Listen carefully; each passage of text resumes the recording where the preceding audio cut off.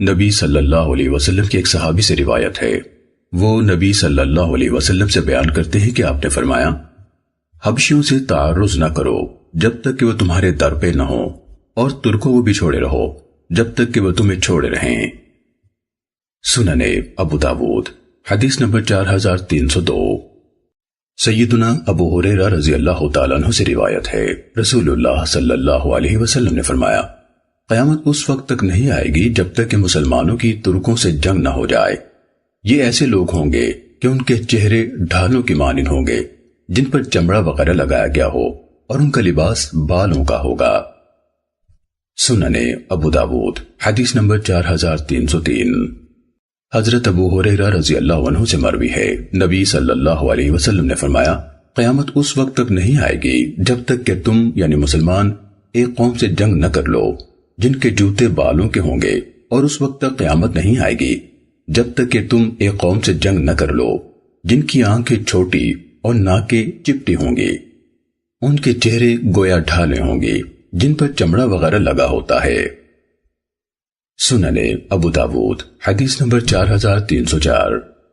جناب مسلم بن ابو بکر کہتے ہیں کہ میں نے اپنے والد سے سنا، بیان کرتے تھے کہ رسول اللہ صلی اللہ علیہ وسلم نے فرمایا، میری امت کے کچھ لوگ زیریں علاقے کی زمین میں اتریں گے جسے بصرہ کہتے ہوں گے، جو دریائے دجلہ کے کنارے آباد ہوگا، اور اس پر ایک پل ہوگا، اس کی آبادی بہت زیادہ ہوگی، اور یہ مہاجروں کا شہر ہوگا۔ ابن یحییٰ نے بیان کیا کہ ابو معمر نے کہا، یہ مسلمانوں کا شہر ہوگا، پس جب آخری زمانہ ہوگا تو بنو قنطورہ یعنی ترک، یہ ان کے جد اعلیٰ کا نام ہے، آئیں گے، ان کے چہرے چوڑے اور آنکھیں چھوٹی چھوٹی ہوں گی، حتیٰ کہ وہ اس دریا کے کنارے اتریں گے تو شہر کے لوگ 3 جماعتوں میں بٹ جائیں گے۔ ایک جماعت بیلوں کی دمیں پکڑ لے گی اور جنگلوں میں نکل جائے گی، اور اس طرح وہ ہلاک ہوں گے۔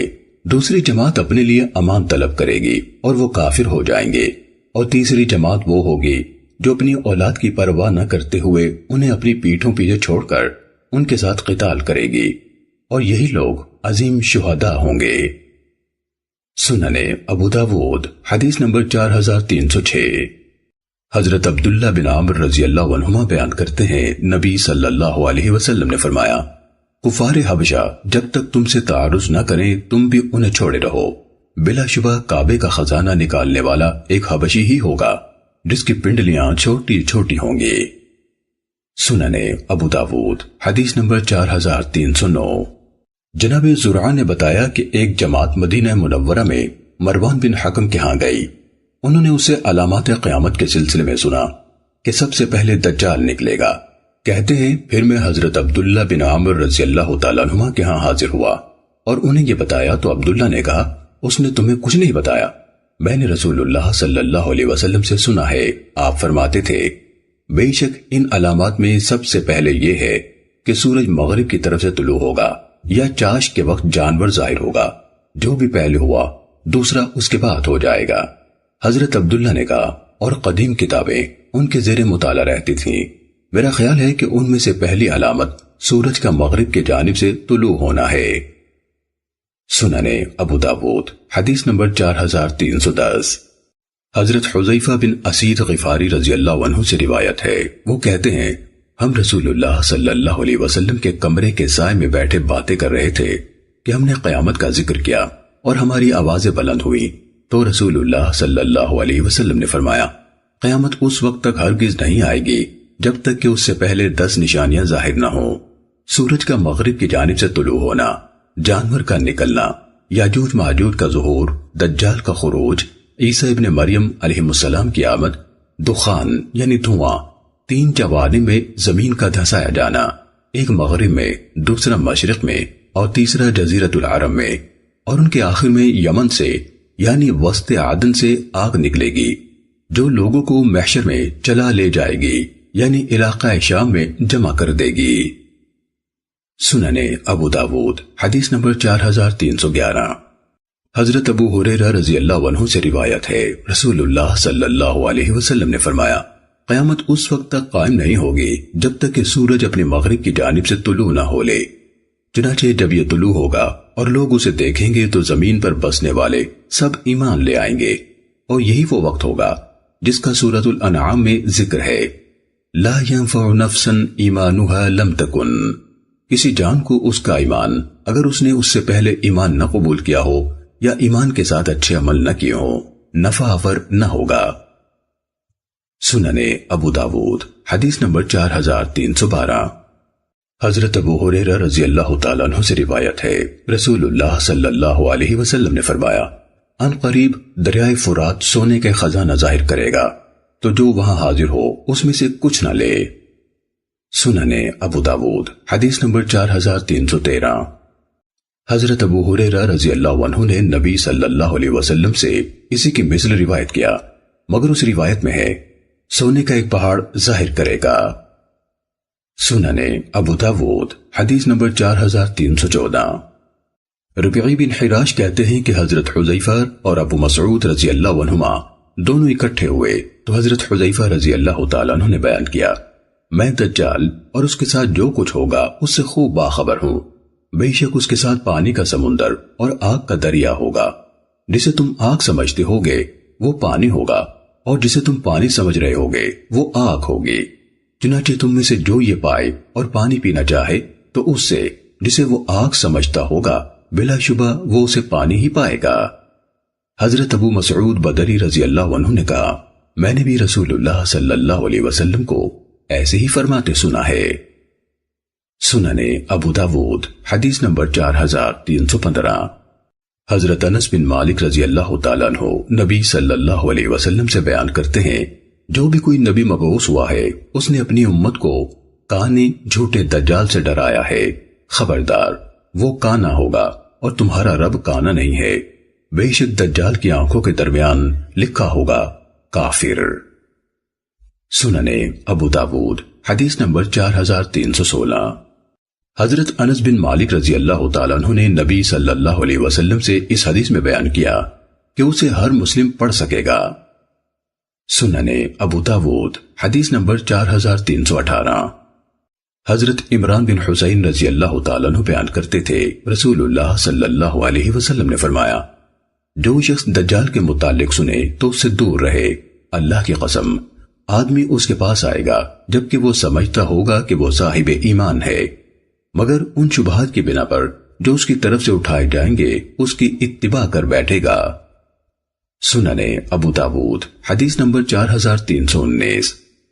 حضرت عبادہ بن صامت رضی اللہ تعالیٰ عنہ نے بیان کیا، رسول اللہ صلی اللہ علیہ وسلم نے فرمایا، بلا شبہ میں نے تمہیں دجال کے متعلق بہت کچھ بتایا ہے، اس کے باوجود مجھے اندیشہ ہے کہ کہیں تم نے اسے نہ سمجھا ہو۔ یاد رکھنا، مسیحی دجال ٹھگنے قد والا، باہر کو نکلی ٹیڑھی پنڈلیوں والا اور بہت گھنگریالے بالوں والا ہوگا، ایک آنکھ سے کانا ہوگا جو کہ مٹی ہوئی ہوگی، نہ تو ابری ہوئی اور نہ گہری ہوگی، پھر بھی تمہیں کوئی شبہ ہو تو یاد رکھنا کہ تمہارا رب کانا نہیں ہے۔ امام ابو داود رحمہ اللہ فرماتے ہیں، عمر بن اسود کو منصب قضا سونپا گیا تھا۔ سنن ابو داود حدیث نمبر 4320۔ حضرت نواس بن سمعان کلابی رضی اللہ عنہ سے روایت ہے، رسول اللہ صلی اللہ علیہ وسلم نے دجال کا ذکر کیا اور فرمایا، اگر وہ میرے ہوتے ہوئے تم میں ظاہر ہوا تو میں تمہاری طرف سے اس کا مقابلہ کروں گا، اگر میرے بعد ظاہر ہوا تو پھر ہر شخص خود اپنا دفاع کرنے والا ہے، ہر مسلمان کے لیے اللہ عز و جل ہی میرا خلیفہ ہے، چنانچہ تم میں سے جو کوئی اسے پائے تو اس پر سورہ کہف کی ابتدائی آیات پڑھے، یہی تمہارے لیے اس کے فتنے سے امان ہوں گی۔ ہم نے پوچھا کہ وہ زمین پر کتنا عرصہ رہے گا؟ آپ نے فرمایا 40 دن، ان میں سے ایک دن 1 سال کے برابر، اور ایک دن 1 مہینے کے برابر، اور ایک دن 1 ہفتے کے برابر ہوگا، اور باقی دن تمہارے دنوں کے برابر ہوں گے۔ ہم نے پوچھا، اے اللہ کے رسول، یہ دن جو 1 سال کے برابر ہوگا، کیا ہمیں اس میں ایک دن رات کی نمازیں کافی ہوں گی؟ آپ نے فرمایا نہیں، اس کے لیے تم لوگ اندازہ لگا لینا، پھر دمشق کی مشرق میں سفید مینارے کے پاس عیسیٰ علیہ السلام اتریں گے، پس وہ اسے باب لد کے پاس پائیں گے اور اس کا کام تمام کر دیں گے۔ سنن ابو داود حدیث نمبر 4321۔ حضرت ابو امامہ رضی اللہ تعالیٰ عنہ نے نبی صلی اللہ علیہ وسلم سے مذکورہ بالا کی مانند بیان کیا اور نمازوں کا ذکر بھی اسی کے ہم معنی بیان کیا۔ سننے ابو داود حدیث نمبر 4322۔ حضرت ابو درداء رضی اللہ تعالیٰ عنہ نبی صلی اللہ علیہ وسلم سے روایت کرتے ہیں، آپ نے فرمایا، جس نے سورہ کہف کی ابتدائی 10 آیات حفظ کر لیں وہ دجال کے فتنے سے محفوظ رہے گا۔ امام ابو داود رحمہ اللہ فرماتے ہیں کہ ہشام دستوائی نے قتادہ سے اسی طرح روایت کیا ہے، مگر اس نے کہا جس نے سورہ کہف کی آخری آیات حفظ کی۔ شعبہ نے بھی بواسطہ قتادہ کہف کی آخری آیات کا ذکر کیا ہے۔ سننے ابو داود حدیث نمبر 4323۔ سیدنا ابو ہریرہ رضی اللہ تعالیٰ عنہ سے روایت ہے، نبی صلی اللہ علیہ وسلم نے فرمایا، میرے اور عیسیٰ علیہ السلام کے درمیان کوئی نبی نہیں ہے اور وہ اترنے والے ہیں، جب تم انہیں دیکھو گے تو پہچان جاؤ گے کہ درمیانے قامت والے ہیں اور رنگ ان کا سرخ و سفید ہوگا، ہلکے زرد رنگ کے لباس میں ہوں گے، ایسے محسوس ہوگا جیسے ان کے سر سے پانی ٹپک رہا ہو، حالانکہ نمی یعنی پانی لگا نہیں ہوگا، انتہائی نظیف اور چمکدار رنگ کے ہوں گے۔ وہ لوگوں سے اسلام کے لیے قتال کریں گے، صلیب توڑ دیں گے اور خنزیر کو قتل کریں گے، جزیہ موقوف کر دیں گے۔ اللہ تعالیٰ ان کے زمانے میں اسلام کے علاوہ دیگر سب دینوں کو ختم کر دے گا۔ وہ مسیح دجال کو ہلاک کریں گے۔ حضرت عیسیٰ علیہ السلام زمین میں 40 سال تک رہیں گے، پھر ان کی وفات ہوگی اور مسلمان ان کا جنازہ پڑھیں گے۔ سننے ابو داود حدیث نمبر 4324۔ حضرت فاطمہ بنت قیس رضی اللہ تعالیٰ عنہ سے روایت ہے کہ ایک رات رسول اللہ صلی اللہ علیہ وسلم نے عشاء کی نماز میں تاخیر فرما دی، پھر تشریف لائے اور فرمایا، مجھے تمیم داری کی باتوں نے روک لیا تھا۔ وہ بیان کر رہے تھے کہ سمندری جزیروں میں سے ایک جزیرے میں ایک آدمی تھا اور میں نے ایک عورت کو دیکھا جو اپنے بال کھینچ رہی تھی۔ پوچھا کہ تو کون ہے؟ اس نے کہا، میں جساسہ ہوں، اس محل میں چلے جاؤ۔ میں وہاں گیا تو اس میں ایک آدمی کو دیکھا جو اپنے بال کھینچ رہا تھا اور زنجیروں میں جکڑا ہوا تھا اور اوپر نیچے اچھل رہا تھا۔ میں نے کہا، تم کون ہو؟ اس نے کہا، میں دجال ہوں۔ کیا عربوں کا نبی آ گیا ہے؟ میں نے کہا، ہاں۔ اس نے کہا، کیا ان لوگوں نے اس کی اطاعت کی ہے یا نافرمانی؟ میں نے کہا، نہیں بلکہ اطاعت کی ہے۔ اس نے کہا، یہ ان کے لیے بہتر ہے۔ سننے ابو داود حدیث نمبر 4325۔ حضرت فاطمہ بنت قیس رضی اللہ تعالیٰ عنہ بیان کرتی ہیں کہ میں نے رسول اللہ صلی اللہ علیہ وسلم کی طرف سے اعلان کرنے والے کو منادی کرتے ہوئے سنا کہ نماز کے لیے جمع ہو جاؤ، تو میں بھی چلی آئی اور رسول اللہ صلی اللہ علیہ وسلم کے ساتھ نماز پڑھی۔ جب آپ نماز سے فارغ ہو گئے تو ممبر پر تشریف لائے اور آپ ہنس رہے تھے۔ آپ نے فرمایا، ہر شخص اپنی جگہ پر بیٹھا رہے۔ پھر فرمایا، کیا جانتے ہو میں نے تمہیں کیوں جمع کیا ہے؟ انہوں نے کہا، اللہ اور اس کے رسول بہتر جانتے ہیں۔ آپ نے فرمایا، میں نے تمہیں ڈرانے یا خوشخبری سنانے کے لیے جمع نہیں کیا ہے، میں نے تمہیں اس لیے جمع کیا ہے کہ تمیم داری عیسائی تھا، میرے ہاں آیا، بیعت کی اور اسلام قبول کیا، اور اس نے مجھے ایک بات بیان کی ہے جو میری بات کی تائید میں ہے، جو میں نے تمہیں دجال کے متعلق کہی ہے۔ اس نے مجھے بتایا ہے کہ وہ ایک جہاز میں سوار ہوا، اس کے ساتھ قبیلہ لخم اور جزام کے 30 آدمی تھے۔ جہاز کو طوفانی موجوں نے آ لیا جو انہیں 1 مہینے تک پریشان کیے رہیں، اور وہ سورج غروب ہونے کے وقت ایک جزیرے کے پاس پہنچے اور ایک چھوٹی کشتی میں سوار ہو کر جزیرے میں جا اترے تو انہیں ایک جانور ملا جس کی دم بھاری اور جسم پر بہت بال تھے۔ انہوں نے کہا، کم بخت تو کون ہے؟ اس نے کہا، میں جساسہ ہوں۔ اس گرجے میں ایک آدمی ہے، اس کے پاس جاؤ، وہ تمہاری خبروں کا بہت مشتاق ہے۔ جب اس نے ہمارے سامنے آدمی کا نام لیا تو ہم اس سے ڈر گئے کہ یہ کہیں شیطان نہ ہو۔ ہم جلدی سے چلے اور اس گرجے میں داخل ہوئے تو ایک بہت بڑا انسان دیکھا۔ اس قدر بڑا انسان ہم نے کبھی نہیں دیکھا تھا، جسے بڑی سختی سے باندھا گیا تھا اور اس کے ہاتھ گردن کے ساتھ بندھے ہوئے تھے، اور حدیث بیان کی۔ اس نے ان سے شام کے نخلستان، بیسان، چشمہ زغر اور نبی امی صلی اللہ علیہ وسلم کے متعلق پوچھا اور کہا کہ میں ہی مسیح دجال ہوں، ان قریب مجھے نکلنے کی اجازت مل جائے گی۔ نبی صلی اللہ علیہ وسلم نے فرمایا، دجال شام یا یمن کے سمندر میں ہے، نہیں بلکہ مشرق کی طرف میں ہے۔ 2 بار فرمایا۔ آپ نے اپنے ہاتھ سے مشرق کی طرف اشارہ فرمایا۔ سیدہ فاطمہ بنت قیس رضی اللہ تعالیٰ عنہ کہتی ہیں، میں نے یہ حدیث رسول اللہ صلی اللہ علیہ وسلم سے یاد کی ہے اور بقیہ حدیث بیان کی۔ سننے ابو داود حدیث نمبر 4326۔ حضرت جابر رضی اللہ تعالیٰ عنہ سے روایت ہے کہ رسول اللہ صلی اللہ علیہ وسلم نے ایک روز منبر پر کھڑے ہو کر فرمایا، کچھ لوگ سمندر میں جا رہے تھے کہ ان کا کھانا ختم ہو گیا تو انہیں ایک جزیرہ دکھائی دیا۔ وہ روٹی کی تلاش میں اسی میں چلے گئے تو جساسہ سے ان کی ملاقات ہو گئی۔ ولید بن عبداللہ کہتے ہیں کہ میں نے ابو سلمہ سے پوچھا جساسہ کیا ہے؟ تو اس نے کہا ایک عورت ہے جو اپنے جسم اور سر کے بال کھینچ رہی تھی۔ اس نے کہا اس محل میں، اور حدیث بیان کی، اور محل والے آدمی نے ان سے بیسان کے نخلستان اور زغر کے چشمے کے متعلق معلوم کیا۔ کہا وہی مسیح الدجال ہے۔ ابن ابو سلمہ نے مجھ سے کہا کہ اس حدیث میں ایک بات ہے جو مجھے یاد نہیں۔ کہتے ہیں کہ حضرت جابر رضی اللہ عنہ نے گواہی دی کہ یہی ابن سایت ہے۔ میں نے کہا وہ تو مر چکا ہے۔ کہا اگرچہ مر گیا ہے۔ میں نے کہا اس نے اسلام قبول کیا تھا۔ کہا اگرچہ اسلام قبول کیا تھا۔ میں نے کہا وہ تو مدینے میں بھی داخل ہوا تھا۔ کہا اگرچہ مدینے میں بھی داخل ہوا تھا۔ سننے ابو داود حدیث نمبر 4328۔ حضرت عبداللہ بن عمر رضی اللہ عنہما سے روایت ہے کہ نبی صلی اللہ علیہ وسلم اپنے چند صحابہ کی معیت میں ابن سایت کے پاس سے گزرے۔ ان صحابہ میں حضرت عمر ابن الخطاب رضی اللہ عنہ بھی تھے، اور وہ ابن سایت مدینے میں بنو مغالہ کے ٹیلوں کے پاس لڑکوں کے ساتھ کھیل رہا تھا، اور نو عمر لڑکا تھا۔ اسے پتہ نہ چلا حتیٰ کہ رسول اللہ صلی اللہ علیہ وسلم نے اس کی کمر پر اپنا ہاتھ مارا، پھر اسے کہا کیا تو گواہی دیتا ہے کہ میں اللہ کا رسول ہوں؟ راوی کہتا ہے کہ ابن سایت نے آپ کی طرف دیکھا، پھر اس نے جواب دیا میں گواہی دیتا ہوں کہ آپ امی لوگوں یعنی عرب کے رسول ہیں۔ پھر ابن سیاد نے نبی صلی اللہ علیہ وسلم سے کہا کیا آپ گواہی دیتے ہیں کہ میں اللہ کا رسول ہوں؟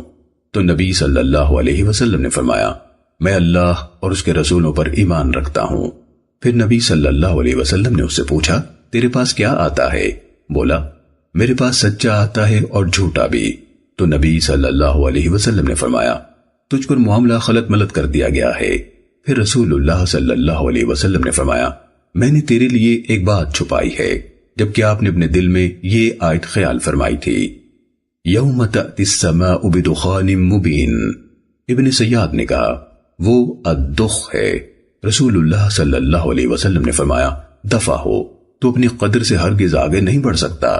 تو حضرت عمر رضی اللہ تعالیٰ عنہ نے کہا اے اللہ کے رسول مجھے اجازت دیں میں اس کی گردن مار دوں۔ تو رسول اللہ صلی اللہ علیہ وسلم نے فرمایا اگر یہ وہی ہوا تو تم اس پر ہرگز مسلط نہیں ہو سکتے یعنی دجال، اور اگر یہ وہ نہیں ہے تو پھر اس کے قتل میں خیر نہیں۔ سننے ابو داود حدیث نمبر 4329۔ سیدنا ابن عمر رضی اللہ عنہما کہا کرتے تھے اللہ کی قسم مجھے اس میں کوئی شک نہیں کہ مسیح دجال یہی ابن سیاد ہی ہے۔ سننے ابو داود حدیث نمبر 4330۔ محمد بن منقدر کہتے ہیں کہ میں نے حضرت جابر بن عبداللہ رضی اللہ تعالیٰ عنہما کو دیکھا کہ وہ اللہ کی قسم اٹھا کر کہتے تھے کہ ابن سیاد ہی دجال ہے۔ میں نے کہا آپ اللہ کی قسم اٹھا کر کہتے ہیں؟ انہوں نے کہا میں نے حضرت عمر رضی اللہ عنہ سے سنا کہ وہ اس بات پر رسول اللہ صلی اللہ علیہ وسلم کے سامنے قسم اٹھاتے تھے، مگر رسول اللہ صلی اللہ علیہ وسلم نے اس پر انکار نہیں فرمایا۔ سننے ابو داود حدیث نمبر 4331۔ حضرت ابو ہریرہ رضی اللہ تعالیٰ عنہ کہتے ہیں کہ رسول اللہ صلی اللہ علیہ وسلم نے فرمایا اس وقت تک قیامت نہیں آئے گی جب تک کہ 30 انتہائی جھوٹے دجال نہ آ جائیں، ہر ایک کا دعویٰ ہوگا کہ وہ اللہ کا رسول ہے۔ سننے ابو داود حدیث نمبر 4333۔ حضرت ابو ہریرہ رضی اللہ عنہ سے روایت ہے رسول اللہ صلی اللہ علیہ وسلم نے فرمایا اس وقت تک قیامت نہیں آئے گی جب تک کہ 30 انتہائی جھوٹے فریبی دجال نہ آ جائیں، ان میں سے ہر ایک اللہ اور اس کے رسول پر جھوٹ بولتا ہوگا۔ سننے ابو داود حدیث نمبر 4334۔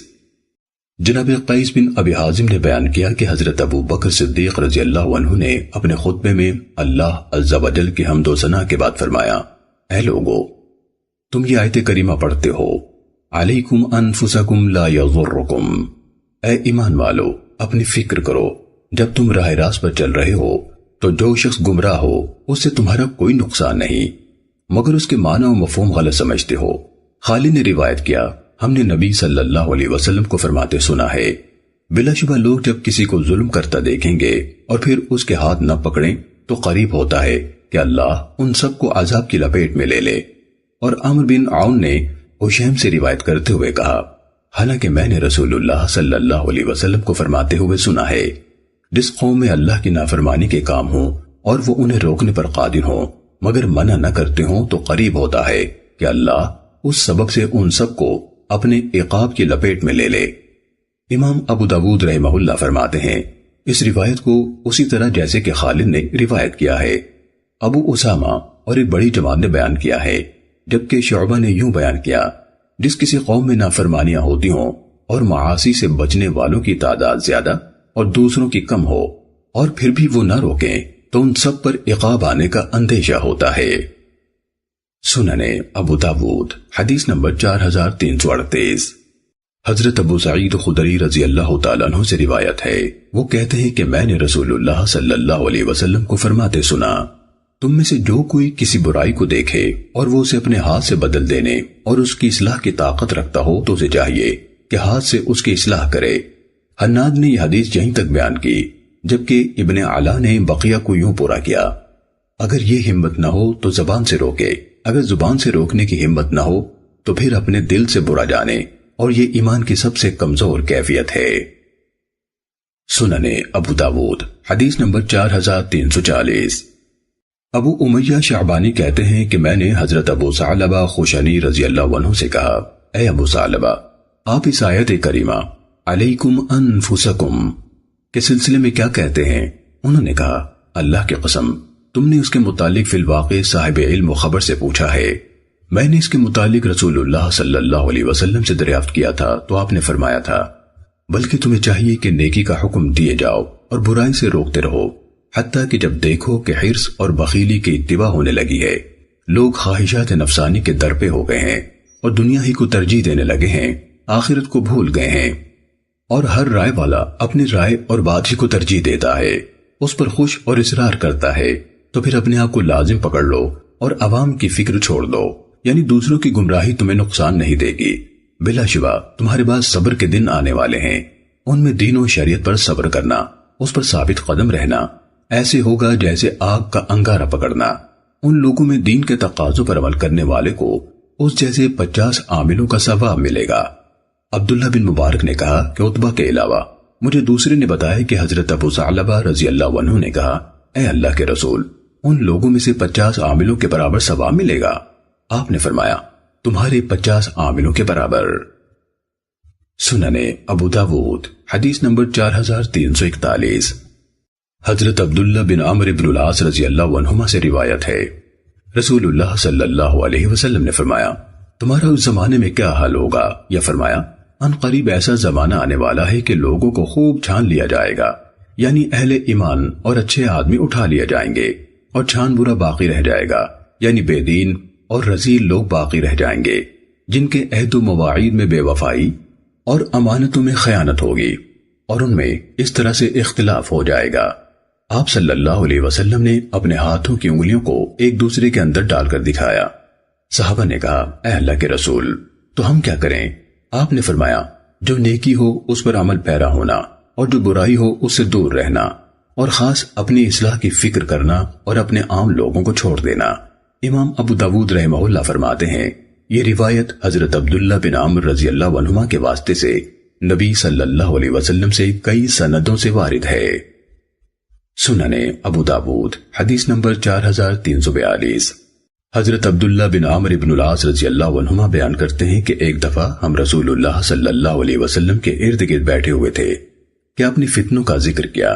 آپ نے فرمایا، جب تم دیکھو کہ لوگ اپنے عہد و مواعید میں بے وفائی کرنے لگے ہیں، امانتوں کا معاملہ انتہائی خفیف اور ضعیف ہو گیا ہے، یعنی لوگ خائن بن گئے ہیں اور ان کے آپس کی حالت اس طرح ہو گئی ہے، اور آپ نے اپنی انگلیوں کو ایک دوسرے کے اندر ڈال کر دکھایا، یعنی اختلافات بہت بڑھ گئے ہیں۔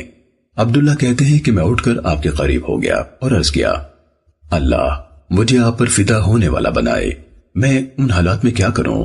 آپ نے فرمایا، اپنے گھر کو لازم پکڑنا، اپنی زبان کا مالک بن جانا یعنی خاموش رہنا، اور نیکی پر عمل کرنا اور برائی سے بچنا، اور اپنی ذات کی فکر کرنا اور عام لوگوں کی فکر چھوڑ دینا۔ سننے ابو داود حدیث نمبر 4343۔ حضرت ابو سعید خدری رضی اللہ تعالیٰ عنہ سے روایت ہے، رسول اللہ صلی اللہ علیہ وسلم نے فرمایا، سب سے افضل جہاد یہ ہے کہ انسان جابر حاکم یا ظالم امیر کے سامنے حق و انصاف کا کلمہ کہہ گزرے۔ سننے ابو داود حدیث نمبر 4344۔ نبی صلی اللہ علیہ وسلم کے صحابہ کرام میں سے ایک صحابی نے بیان کیا، نبی صلی اللہ علیہ وسلم نے فرمایا، لوگ اس وقت تک ہرگز ہلاک نہیں ہوں گے جب تک کہ ان کے گناہوں اور عیبوں کی کثرت نہ ہو جائے یا ان کو کوئی عذر باقی نہ رہے۔ سننے ابو داود حدیث نمبر 4347۔ حضرت عبداللہ بن عمر رضی اللہ عنہما سے روایت ہے، وہ کہتے ہیں کہ رسول اللہ صلی اللہ علیہ وسلم نے اپنے آخری ایام میں ہمیں ایک دن عشاء کی نماز پڑھائی۔ جب سلام پھیرا تو کھڑے ہو گئے اور فرمایا، دیکھو کہ تمہاری اس رات میں اب جو کوئی روئے زمین پر موجود ہے 100 سال کے بعد ان میں سے کوئی باقی نہیں رہے گا۔ حضرت ابن عمر رضی اللہ عنہما کہتے ہیں کہ لوگ رسول اللہ صلی اللہ علیہ وسلم کے اس فرمان کے بارے میں وہم میں پڑ گئے ہیں، یعنی یہ احادیث جو صحابہ کرام 100 سال کے بارے میں روایت کرتے ہیں کہ شاید 100 سال بعد قیامت ہی آ جائے گی۔ انہوں نے کہا، حالانکہ رسول اللہ صلی اللہ علیہ وسلم نے تو صرف یہ فرمایا تھا کہ آج جو روئے زمین پر موجود ہے وہ باقی نہیں رہے گا، مقصد یہ تھا کہ یہ صدی ختم ہو جائے گی۔ سننے ابو داود حدیث نمبر 4348۔ حضرت ابو ثعلبہ خوشنی رضی اللہ عنہ کہتے ہیں، رسول اللہ صلی اللہ علیہ وسلم نے فرمایا، اللہ تعالیٰ میری امت کو آدھے دن کی مہلت سے عاجز نہیں رکھے گا۔ سننے ابو داود حدیث نمبر 4349۔ جناب اکرمہ سے روایت ہے کہ سیدنا علی رضی اللہ تعالیٰ عنہ نے بعض لوگوں کو جو دین اسلام سے مرتد ہو گئے تھے آگ سے جلوا دیا۔ حضرت ابن عباس رضی اللہ عنہما کو یہ خبر پہنچی تو انہوں نے کہا کہ میں انہیں آگ سے نہ جلواتا۔ رسول اللہ صلی اللہ علیہ وسلم نے فرمایا ہے، اللہ کے عذاب سے عذاب مت دو، میں انہیں رسول اللہ صلی اللہ علیہ وسلم کے فرمان کے مطابق قتل کرتا۔ بلا شبہ رسول اللہ صلی اللہ علیہ وسلم نے فرمایا ہے، جو اپنا دین بدل لے اسے قتل کر دو۔ حضرت علی رضی اللہ عنہ کو یہ بات پہنچی تو انہوں نے کہا، کیا خوب ہیں ابن عباس یا ابن عباس کی ماں۔ سننے ابو داود حدیث نمبر 4351۔ سیدنا عبداللہ بن مسعود رضی اللہ عنہ کا بیان ہے، رسول اللہ صلی اللہ علیہ وسلم نے فرمایا، جو مسلمان اس بات کی گواہی دیتا ہے کہ اللہ کے سوا کوئی معبود نہیں اور میں اللہ کا رسول ہوں، اس کا خون حلال نہیں ہے سوائے اس کے کہ 3 باتوں میں سے کسی ایک کا مرتکب ہو، شادی شدہ ہو کر زنا کرے، جان کے بدلے جان، اور جو دین اسلام چھوڑ دے اور جماعت یعنی ملت اسلام سے الگ ہو جائے۔ سننے ابو داود حدیث نمبر 4352۔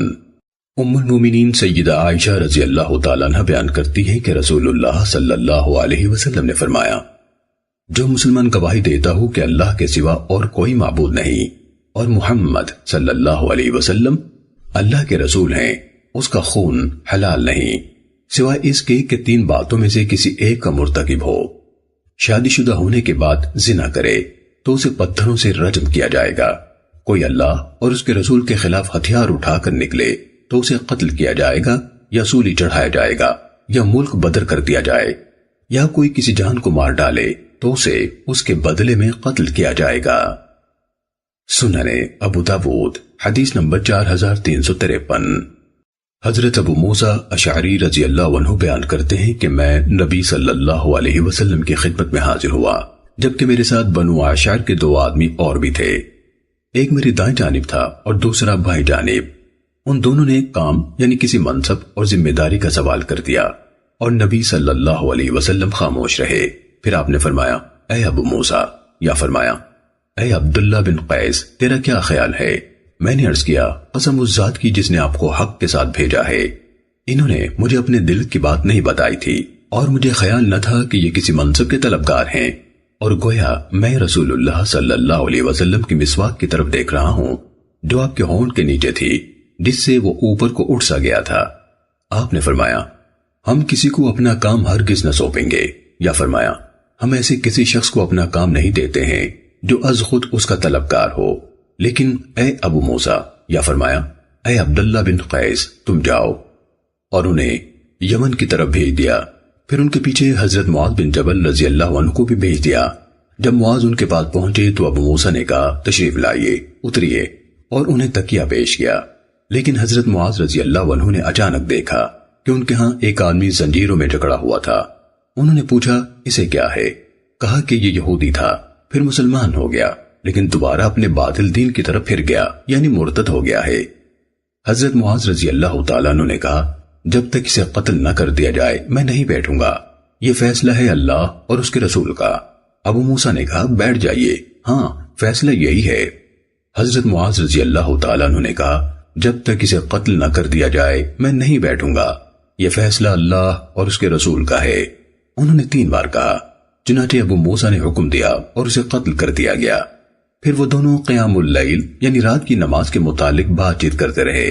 ان میں سے ایک یعنی حضرت معاذ بن جبل رضی اللہ عنہ نے کہا میں سوتا ہوں اور قیام بھی کرتا ہوں، یا کہا کہ قیام کرتا ہوں اور سوتا بھی ہوں، اور اپنی نیند میں اسی چیز کا امیدوار ہوتا ہوں جس کی مجھے اپنے قیام میں امید ہوتی ہے، یعنی اجر و ثواب کی۔ سنن ابو داود حدیث نمبر 4354۔ حضرت ابو موسیٰ اشعری رضی اللہ عنہ بیان کرتے ہیں کہ میں جب یمن میں عامل تھا تو حضرت معاذ رضی اللہ تعالیٰ عنہ میرے ہاں تشریف لائے، اور ایک آدمی تھا جو یہودی تھا، اس نے اسلام قبول کیا مگر پھر اسلام سے مرتد ہو گیا۔ جب حضرت معاذ رضی اللہ تعالیٰ عنہ تشریف لائے تو انہوں نے کہا میں اپنی سواری سے اس وقت تک نہیں اتروں گا جب تک کہ اسے قتل نہ کر دیا جائے۔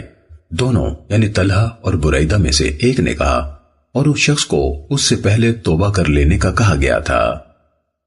سنن ابو داود حدیث نمبر 4355۔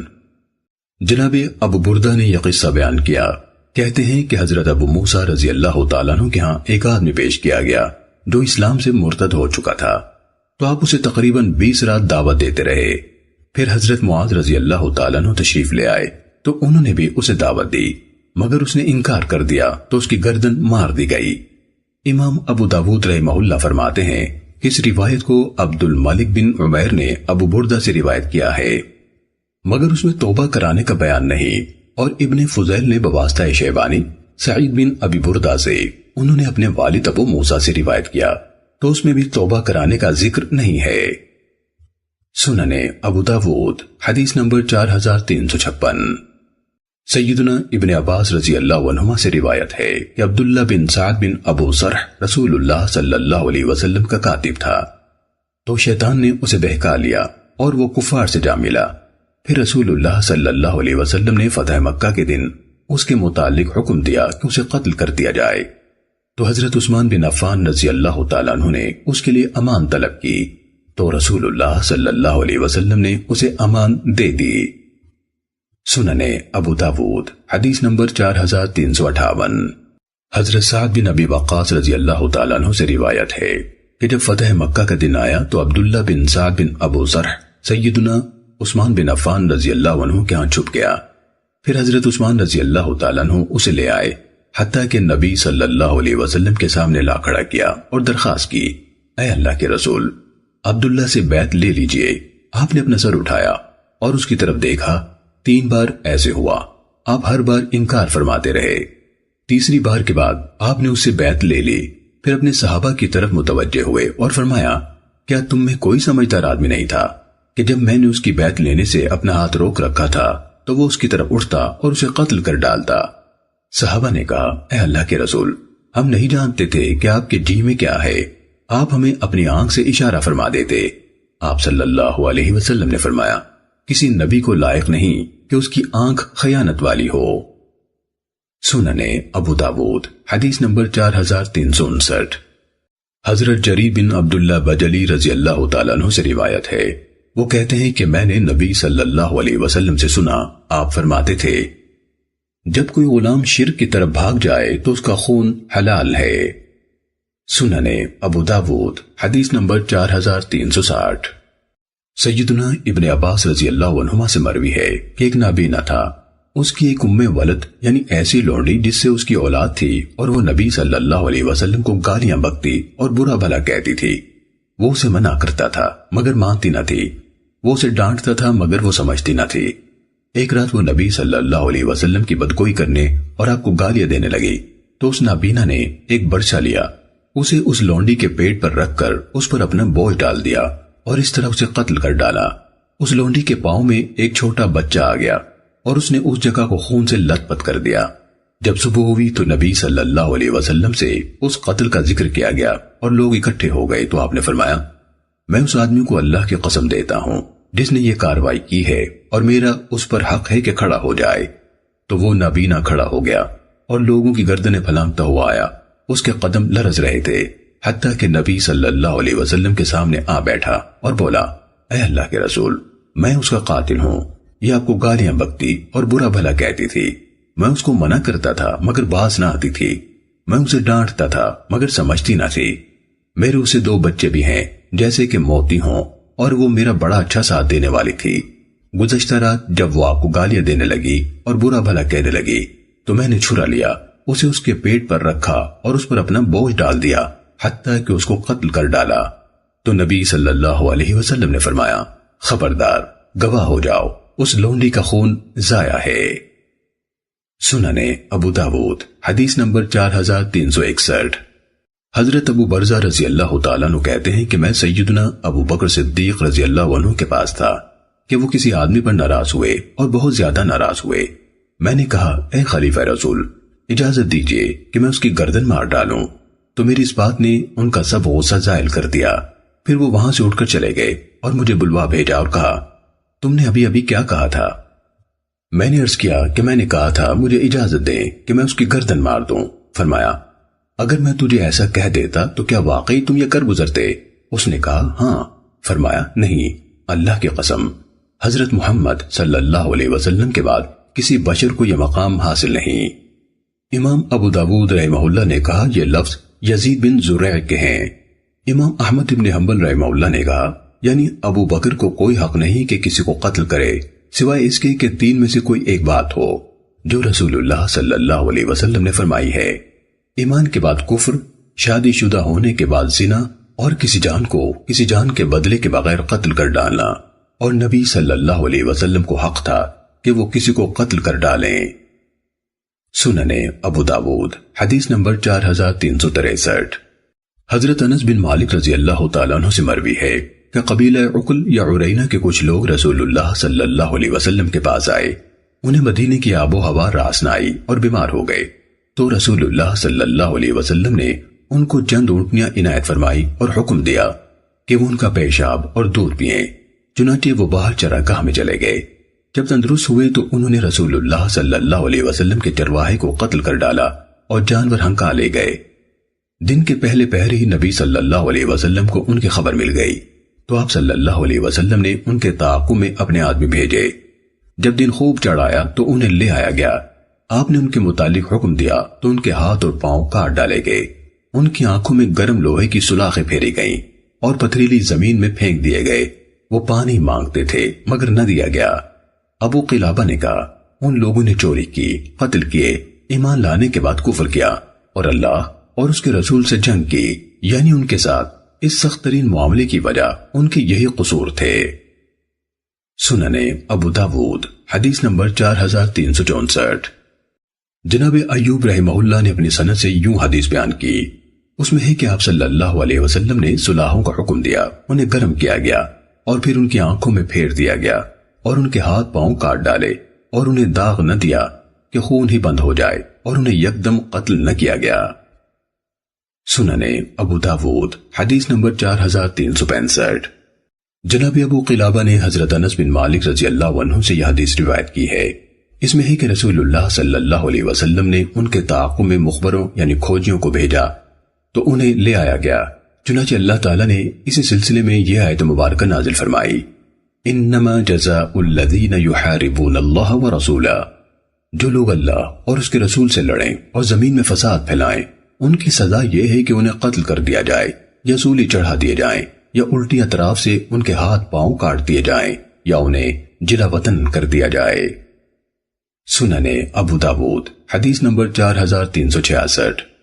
جناب ثابت، قتادہ اور حمید نے سیدنا انس رضی اللہ عنہ سے یہ حدیث روایت کی، کہا الٹی طرف سے ان کے ہاتھ اور پاؤں کاٹے حدیث کے شروع میں کہا وہ اونٹوں کو ہانک لے گئے اور اسلام سے مرتد ہو گئے۔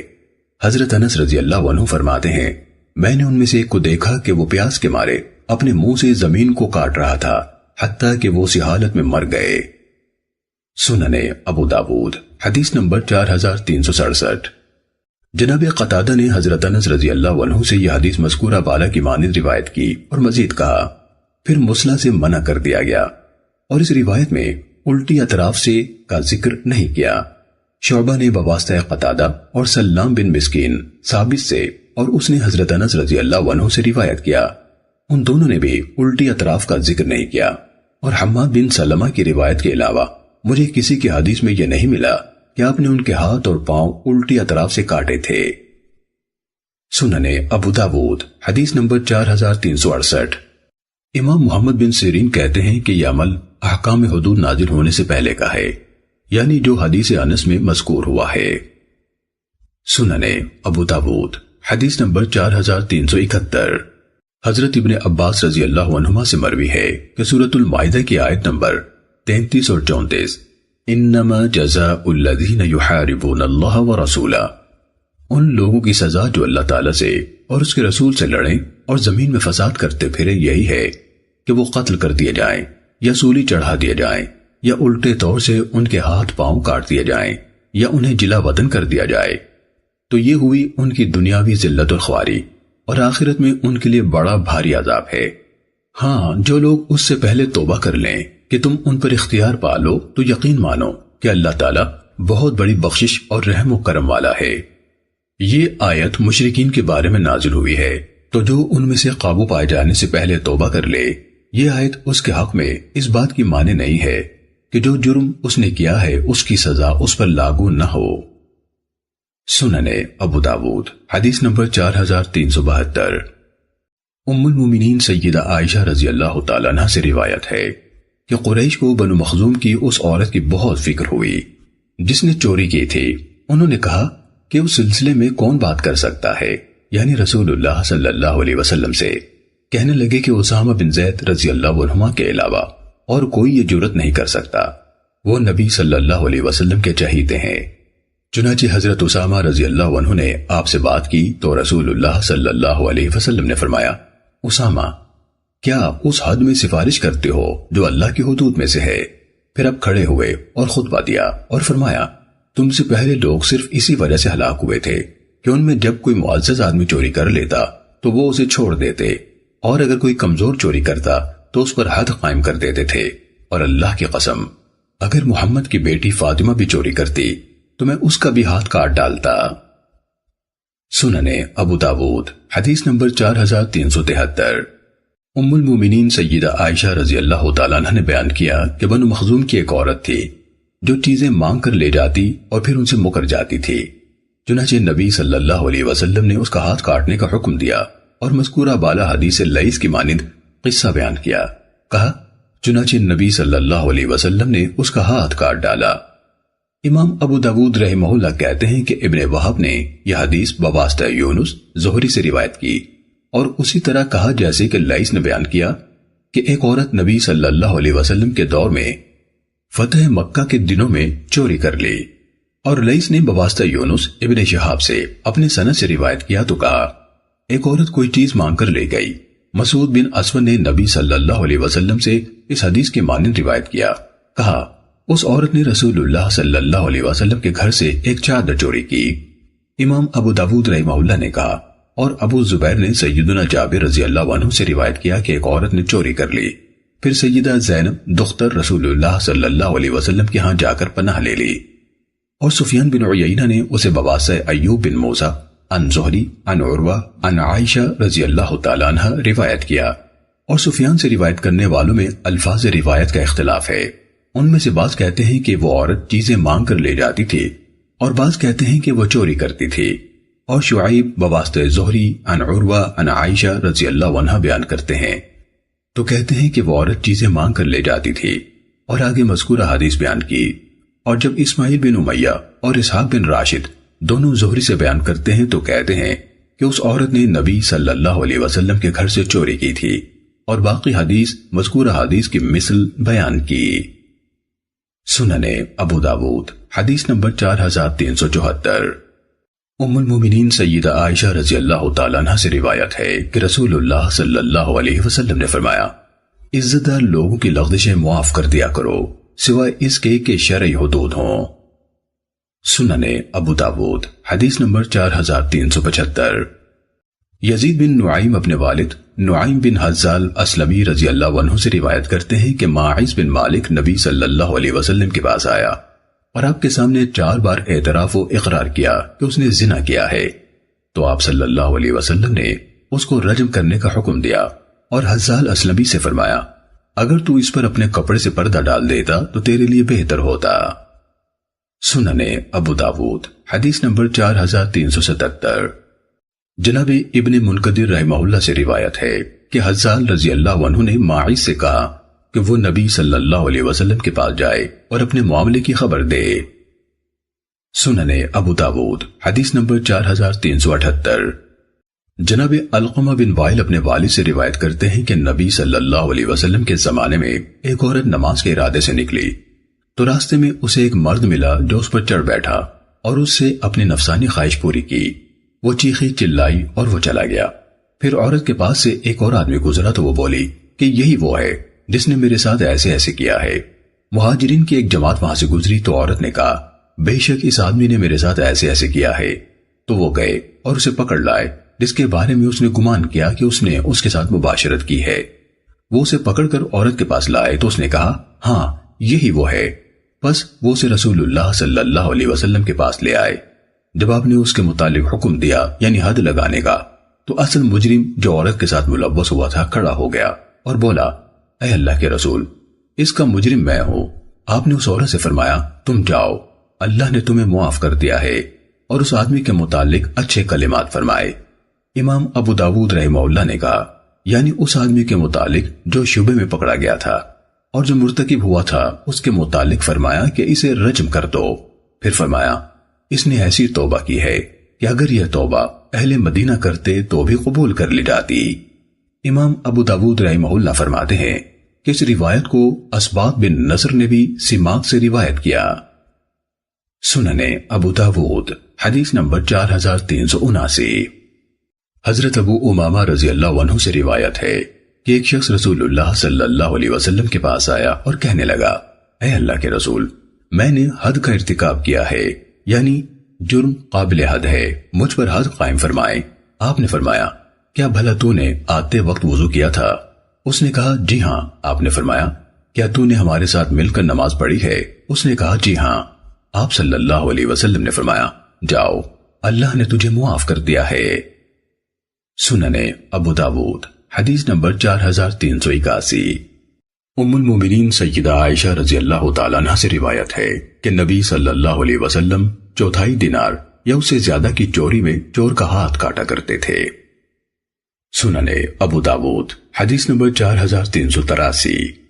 ام المومنین سیدہ عائشہ رضی اللہ تعالیٰ عنہ سے روایت ہے کہ نبی صلی اللہ علیہ وسلم نے فرمایا، چور کا ہاتھ 1/4 دینار یا اس سے زیادہ میں کاٹا جائے۔ احمد بن صالح کے الفاظ میں ہے، ہاتھ کا کاٹنا 1/4 دینار اور اس سے زیادہ میں ہے۔